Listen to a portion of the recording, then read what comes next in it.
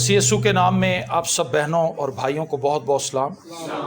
खुदावंद भला है, उसकी शफकत अबदी है, उसकी वफादारी पुश्तर पुश्त रहती है और हर तरह के मौसमों में वो हमारे साथ रहता है। बिजली हो या ना हो, बारिश हो रही हो, तूफ़ान आया हो, किसी भी तरह के मौसम हो, खुदा हमारे साथ रहता है और उसके मंसूबे मेरे लिए और आपके लिए भलाई के हैं। आमीन। मेरे साथ निकालिए इस्तिस्ना की किताब, उसका 31वां बाब, चैप्टर नंबर 31 और उसकी वर्स नंबर 7 to 8, 7वीं और 8वीं आयत खुदावंद के जिंदा कलाम में से हम तिलावत करेंगे।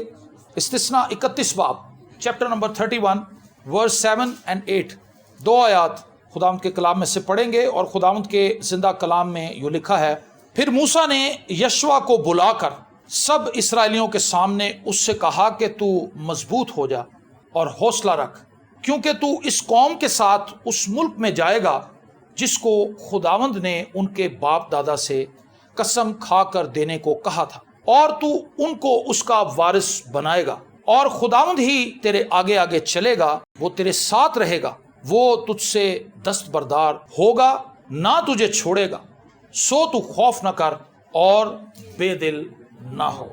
आमीन। मेरे अजीजों, ये वाकया आप सब जानते हैं कि मूसा वो शख्स था जो मिस्र में से बनी इसराइल को निकाल कर बाहर लाया था और उनको बियाबान में लेकर वो चलता रहा, लेकिन एक मखसूस मुकाम पर आकर मूसा का दौर ख़त्म हो जाता है और खुदा मूसा को ये इजाज़त नहीं देता कि वो बनी इसराइल को लेकर मुल्क मौत के अंदर जाए। ये जिम्मेदारी खुदा यशवा के ज़िम्मे लगाता है और यशवा को मूसा सामने बुलाता है और तमाम कौम के सामने इस चीज़ का ऐलान करता है कि तूने बेदिल नहीं होना, तूने हौसला नहीं हारना, खुदा तेरे साथ है, खुदा तुझे बरकत देगा, खुदा तुझे इस्तेमाल करेगा और खुदा तेरे वसीले से वो काम करेगा जो बाकी रह गया है। मतलब मुल्क मौत के अंदर बनी इसराइल कौम को लेकर जाना और उनको वहाँ पर सेटल करवाना।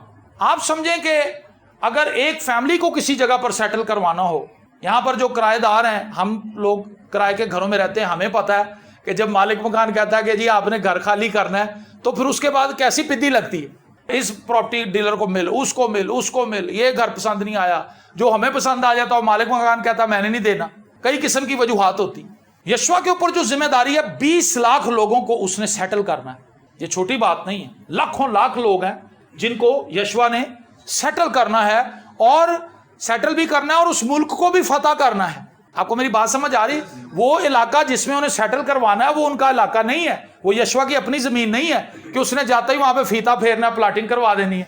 3 मरले का प्लाट वसीम साहब ਤੁਹਾਡਾ ਤੇ सनी साहब ए 3 मरले का प्लाट ਤੁਹਾਡਾ ਤੇ ब्राउन साहब ए 4 मरले का प्लाट ਇਹਨਾਂ ਦੇ ਪਿੱਛੇ ही कॉर्नर वाला ਤੁਹਾਡਾ।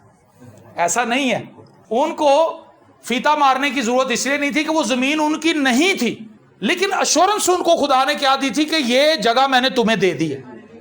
वो उनकी थी नहीं, लेकिन खुदा ने उनको ये टास्क दिया था, खुदा ने उनको ये कलाम करके बता दिया था कि मैं वो जगह तुम्हें दे चुका हूं, वहां पर जितनी भी कौमें बसती हैं उन सबको भागना पड़ेगा, उनको जाना पड़ेगा, उनको तुम्हारे आगे ज़ेर होना पड़ेगा और वो जगह तुम्हारी होगी, तुम्हारे बच्चों की होगी, तुम्हारी औलाद की होगी, तुम्हारे खानदान वहां पर बसेंगे, तुम्हारे बच्चे वहां पर बसेंगे। शर्त यह है कि तुमने मेरे साथ वफादार रहना है और वो तुझसे ना दस्तबरदार होगा ना तुझे छोड़ेगा। यहां पर मूसा एक बड़ी कमाल की बात उसको बताता है कि खुदा तुझे नहीं छोड़ेगा, खुदा तुझे नहीं छोड़ेगा और वो तुझसे दस्तबरदार भी नहीं होगा, तुझसे हाथ नहीं झाड़ेगा कि ठीक है भाई हुण जिथे तक मैं तुम लैके आ सकना सा मैं आ गया, अगे मैं नहीं कुछ कर सकता। खुदा आखिरी वक्त तक तेरे साथ रहेगा, खुदा अपनी वफादारी दिखाएगा। सो तू खौफ ना कर। जब खुदा तेरे साथ है, जब वो दस्तबरदार नहीं होने वाला, तो फिर एक काम तू कर कि तू खौफ ना खा और तू बेदिल ना हो। मेरे अजीजों, जिस मौजू पर मैं आपसे बात करना चाहता हूं वो है बेदिली। आप याद रखें इस बात को कि जितना ज्यादा बड़ा टास्क आपको खुदा की तरफ से मिलेगा, उतनी ही बड़ी बेदिली के लिए शैतान आप पर हमलावर होगा। जितना ज्यादा आपके पास बड़ा टास्क है, जितना ज्यादा खुदा आपसे बड़ा काम लेना चाहता है, शैतान भी उतना ही बड़ा वार आपकी जिंदगी पर करेगा। बेदिल हो जाना एक आम शख्स के लिए एक आम सी बात है। हम सब बेदिल हो जाते हैं। दाऊद बेदिल हो गया, एलिया बेदिल हो गया, छुप गया, जाके डर गया, खौफजदा हो गया। खुदा ने उसको उस गार में से बाहर निकाला। खुदा ने कहा तू इधर क्या कर रहा है भाई, बाहर निकल। وہ باہر نکلا. بڑے بڑے لوگ بائبل مقدس میں آپ کو نظر آئیں گے بے دل ہو گئے. اور اگر ہم خادمین کی لسٹ اٹھائیں جو کہ رسولوں کے بعد ہو گزرے اب تک ان صدیوں کے اندر، ان میں سے بڑے بڑے نام ہیں، لیکن ایک وقت کے اندر آ کر وہ بے دل ہو گئے، کیونکہ وہ انسان تھے، وہ بشر تھے. وہ اپنے حالات کو دیکھ کر اپنی قوت کو کم محسوس کرنے لگے کہ جتنا محاذ میرے آگے کھڑا ہے میں اس کو میٹ نہیں کر سکتا، یہ مشکل کام ہے، یہ میرے سے نہیں ہو سکتا. لیکن بائبل مقدس میں لکھا ہے جو آدمیوں سے نہیں ہو سکتا خدا سے ہو سکتا ہے، خدا سے سب کچھ ہو سکتا ہے. تو ایک عام آدمی تو بے دل ہو جاتا ہے، ایک ایماندار بھی بے دل ہو جاتا ہے، کیونکہ وہ بھی انسانی ہوتا ہے.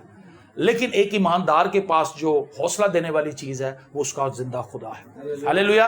اور خدا اس کو یہ کہتا ہے کہ تو بے دل نہ ہو، تو خوف نہ کھا، تو ہراساں نہ ہو، میں تیرے ساتھ ہوں.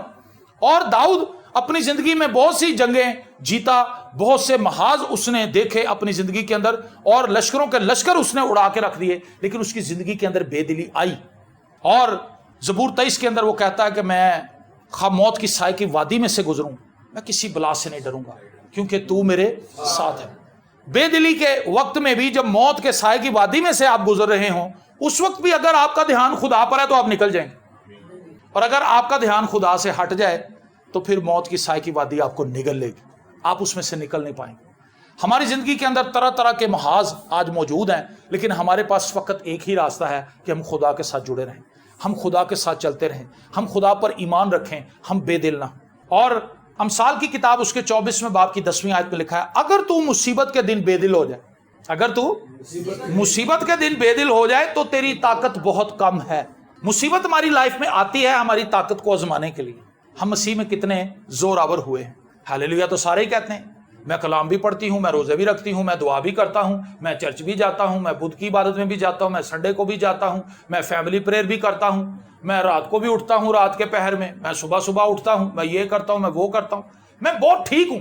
لیکن اگر یہ ساری چیزیں ٹھیک چل رہی ہیں تو پھر ایک ٹیسٹ آپ پر آنا ضروری ہے، تاکہ پتہ چل جائے کہ آپ جس جگہ پر اپنے آپ کو کھڑا ہوا محسوس کر رہے ہیں کہ آپ واقعی وہاں پر ہیں یا نہیں ہیں.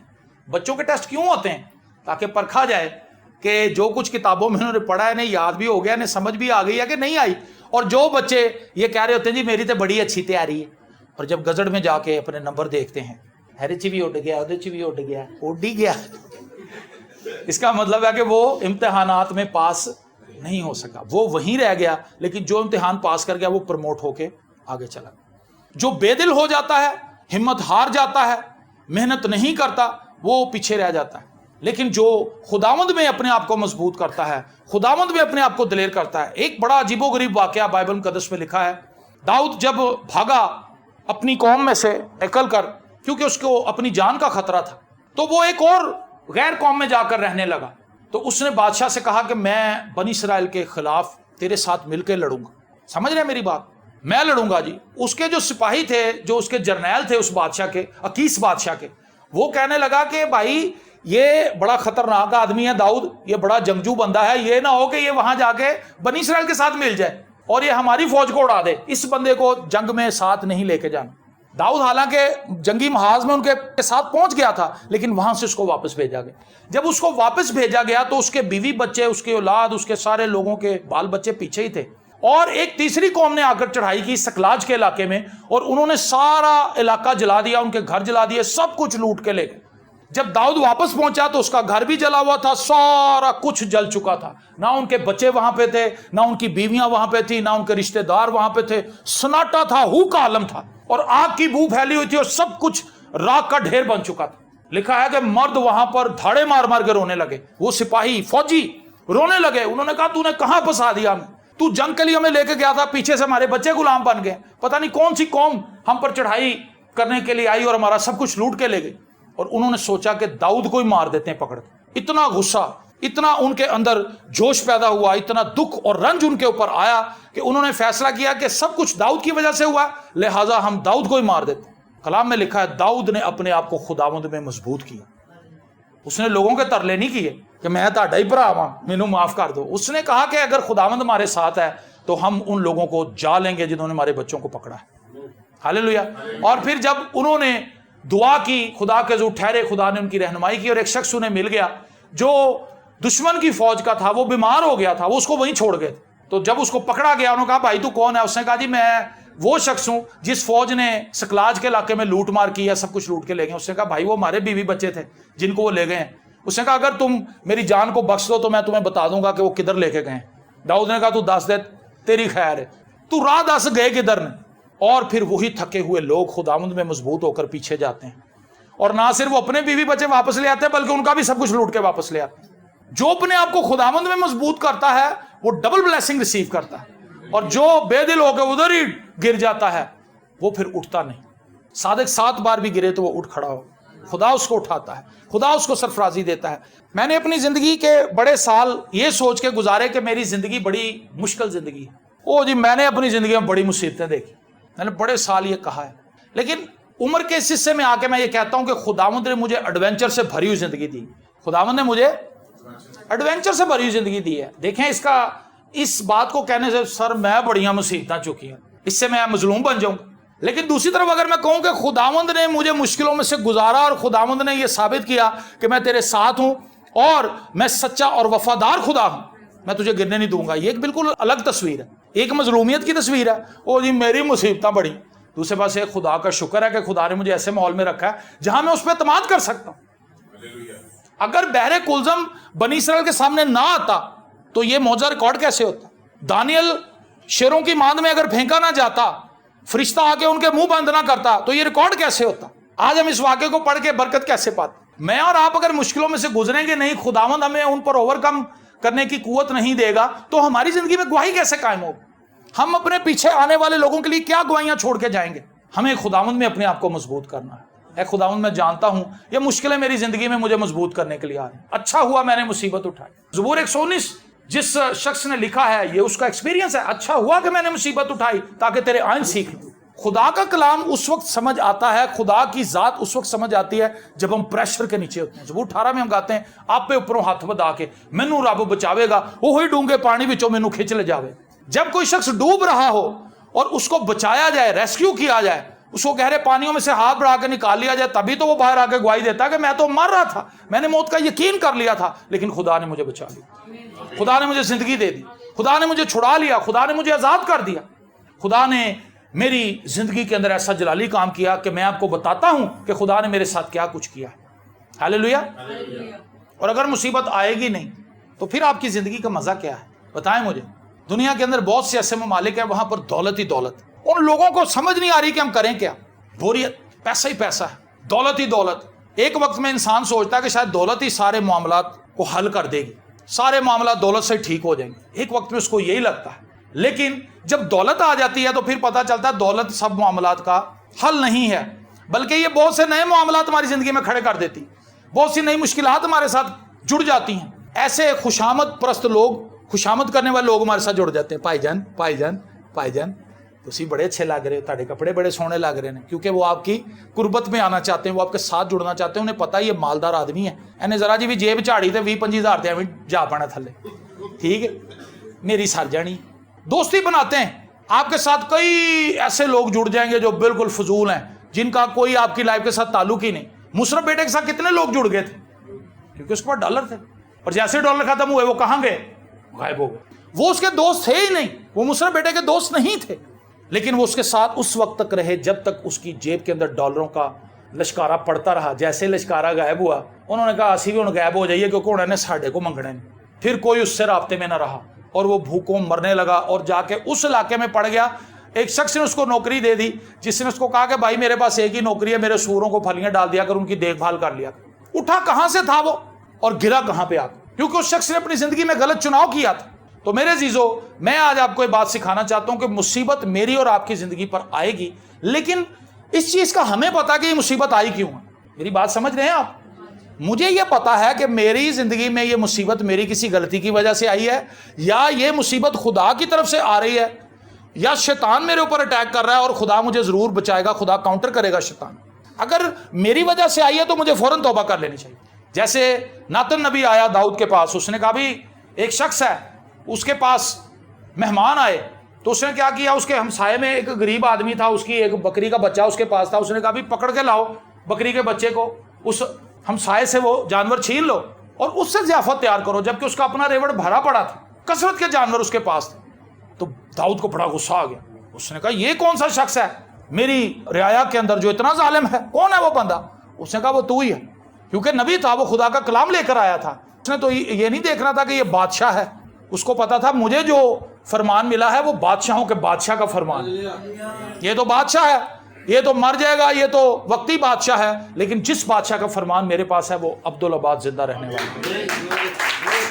اور اس نے بڑی دلیری کے ساتھ داؤد کو بتایا کہ وہ گناہ گار آدمی تو ہے، کیونکہ تو نے اپنے ایک سپاہی کی بیوی کو لے لیا ہے۔ اور داؤد نے کہا مجھ سے گناہ ہوا ہے۔ آمین۔ داؤد نے مان لیا جو مشکلات میری زندگی کے اندر آ رہی ہیں، مجھے خدا کے ضرور چھک کے ان کی اسکروٹنی کرنی ہے، ان کو دیکھنا ہے کہ یہ آئی کیوں ہے۔ کیا خدا میری زندگی میں کوئی ٹیسٹ لا رہا ہے، یا شیطان میرے مخالف کھڑا ہوا ہے، یا یہ میری کسی غلطی کی وجہ سے میری لائف کے اندر ہوا ہے؟ اگر آپ سچے دل سے دعا کریں گے آپ کو پتہ چل جائے گا۔ اور تینوں مسائل کا حل ہے۔ آپ کی اپنی وجہ سے آئی ہے تب بھی آپ بچ جائیں گے، اگر شیطان آپ پہ اٹیک کر رہا ہے تب بھی آپ بچ جائیں گے، اگر خدا آپ کو وارننگ کر رہا ہے تب بھی آپ بچ جائیں گے۔ تینوں صورتوں میں سروائیول ہے، لیکن شرط یہ ہے کہ ہم خدا کے ضرور چھک جائیں اور خدا سے پوچھیں تو صحیح۔ اگر تو مصیبت کے دن بے دل ہو جائے تو تیری طاقت بڑی کم ہے۔ بڑے ایمانداروں کو میں نے 25 سالہ خدمت کے اندر یہ کہتے ہوئے دیکھا، پریز دا لارڈ پادی صاحب، ہیلیلویا، لیکن جدوں ہی مشکل آندی ہے کہندا چھڈو جی خدا دے پیچھے چل کے سانوں لبے گی۔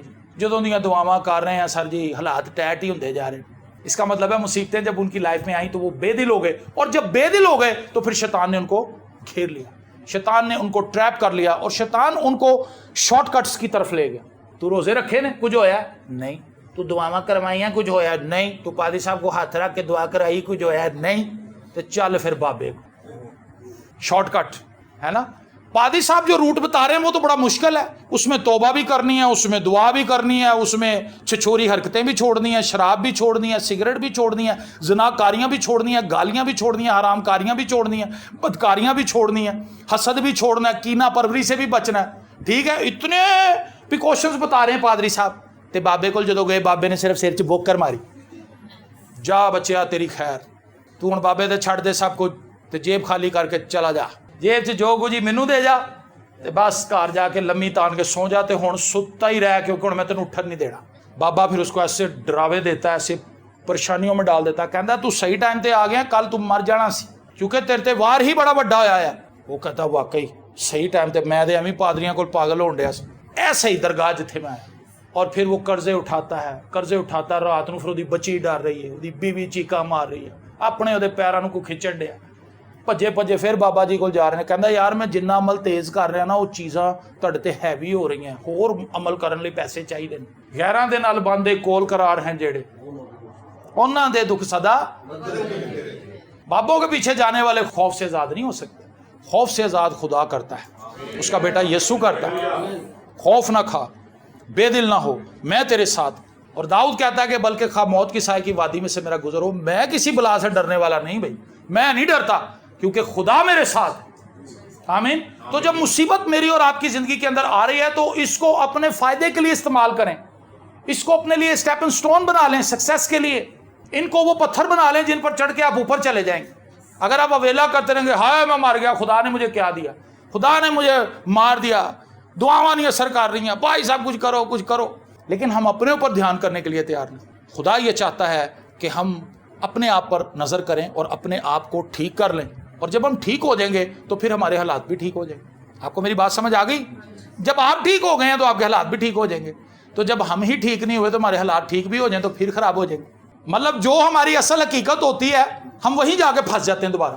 क्यों फंस जाते हैं? क्योंकि हम अंदर से ठीक नहीं होते। अगर अंदर से हम ठीक हो जाए तो हमारे हालात भी बदल जाएंगे। खुदावंद यीशु मसीह ने कहा तुम रुकाबी को और कब्रों को ऊपर से तो बड़ा मार्बल लगा के साफ करते हो, लेकिन अंदर तो मुर्दा ही है ना।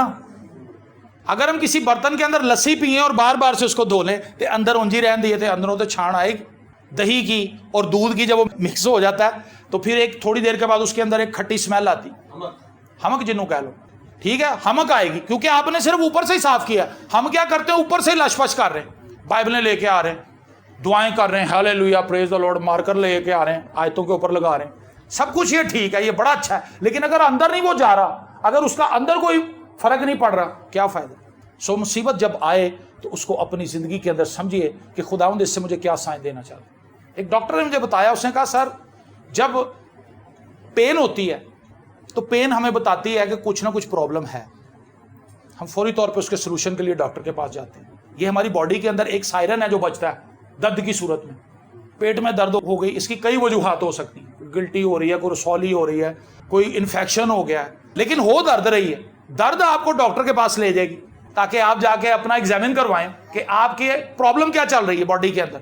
खुदा ने हमारी बॉडी के अंदर साइंस रखे हुए हैं जो हमें खुद बताते हैं कि डॉक्टर के पास जाओ, जाके अपना एग्जामिन करवाओ, ठीक है ना। तो इसी तरह से हमारी हालात जो हैं वो भी सायरन बजाते हैं, लेकिन हमें समझ नहीं आती। पौलुस रसूल ने गलतियों की कलीसिया को एक बड़ी खूबसूरत बात लिखी, 6 बाब की 9वीं आयत में लिखा है, हम नेक काम करने में हिम्मत ना हारें, क्योंकि अगर बेदिल ना होंगे तो ऐन वक्त पर काटेंगे। आमीन। अगर हम बेदिल नहीं होंगे तो ऐन वक्त पर हमें वो चीज मिल जाएगी, अगर बेदिल ना होंगे तो ऐन वक्त पर काटेंगे, और अगर बेदिल हो जाएंगे फिर नहीं काटेंगे। कितना आसान इसका तर्जुमा है, इसको समझना कितना आसान है। अगर बेदिल नहीं होंगे तो ऐन वक्त पर काट लेंगे, ऐन वक्त पर हमें वो चीज मिल जाएगी जिसकी हमें जरूरत है, और अगर बेदिल हो जाएंगे तो फिर हम, वो औरत जिसको 12 बरस से खून जारी था वो बेदिल थी या ईमान से भरी हुई थी? वो ईमान से भरी थी, बेदिल नहीं थी। अगर वो बेदिल होती तो वो घर ही बैठी रहती, तो वो अपनी शिफा को रिसीव ना करती, लेकिन वो औरत ईमान से भरी थी। उसने कहा मैं उसकी पोशाक को छू लूंगी, मैं अच्छी हो जाऊँ। जो बेदिल हो जाते हैं वो अपना मौजा मिस कर देते हैं, लेकिन जो बेदिल नहीं होते, जो खुदावंद में अपने आप को मजबूत रखते हैं, वो अपना मौजा रिसीव कर लेते हैं। हालेलुया। सो यशवा को ये नसीहत की गई थी। मूसा ने, जो उसका सीनियर पास्टर था, उसका रहनुमा था, उसका मेंटोर था, उसने उसको ये बताया कि बेटा तूने बेदिल नहीं होना, खुदा तुझसे दस्तबरदार नहीं होगा, इस बात को याद रखना, वो तुझे छोड़ेगा नहीं।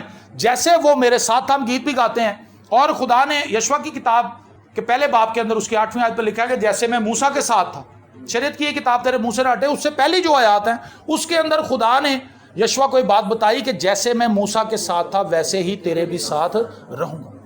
ये बड़ी दिलेरी की बात है, क्योंकि मूसा चला गया था, मूसा उनमें नहीं था। मूसा गया और मूसा की लाश भी उन्हें नहीं मिली, और उसकी जगह पर जो शख्स आकर खड़ा हुआ उस पर जिम्मेदारी बहुत बड़ी पड़ गई। लोग कहने लगे यार ये तो उसका शागिर्द है, क्या ये वो काम कर लेगा जो मूसा करता था? यही सवाल यशवा के भी जहन में था कि मूसा ने तो समुंदर 2 टुकड़े कर दिया था, मूसा ने तो मिस्र की ईंट से ईंट बजा दी थी, तो खुदा मैं तो इतना मजबूत आदमी नहीं हूं, मैं तो बड़ा कमजोर हूं। लेकिन इससे पहले कि खुदा यशवा पर जिम्मेदारी डालता, खुदा ने यशवा को तैयार कर दिया था। अगर आप बाइबल मुकद्दस को पढ़े तो वहां पर लिखा है कि ये नौजवान यशवा जो है ये खैमा इज्तिमा के अंदर ही रहता था। मूसा तो लोगों के फैसले करने के लिए बाहर चला जाता था, लेकिन ये अंदर ही रहता था, ये दुआ में झुका रहता था। खुदा उसको ट्रेन कर रहा था, क्योंकि उस पर बहुत बड़ी जिम्मेदारी आने वाली थी। मूसा जब मंजर आम से हट जाता है तो फिर खुदा यशवा को एग्जॉल्ट करता है।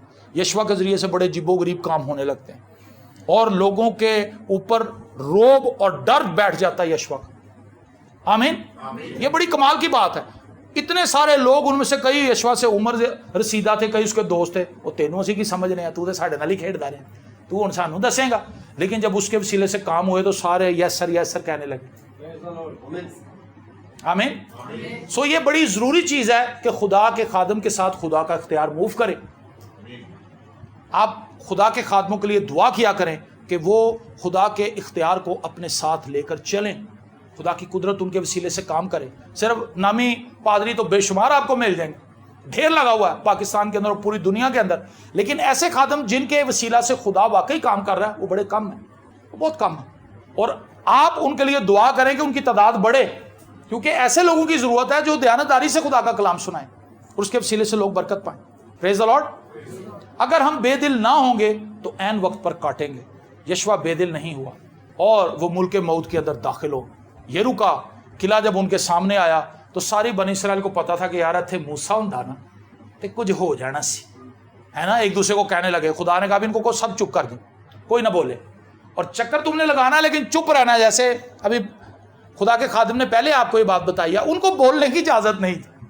अगर उन्हें बोलने की इजाजत होती बड़ी तबाही फेरनी सी उन्होंने, एक दूजे को बड़ा ही बेदिल करना सी। वो यार है कि इस चक्कर च पाया, रोज चक्कर लगवाता है पूरे शहर का, एक शहर का चक्कर लगाना है। बहुत बड़ी जगह थी वो, पूरा शहर था वो, और उसके इर्द गिर्द शहर पनाह थी और बड़ी मजबूत।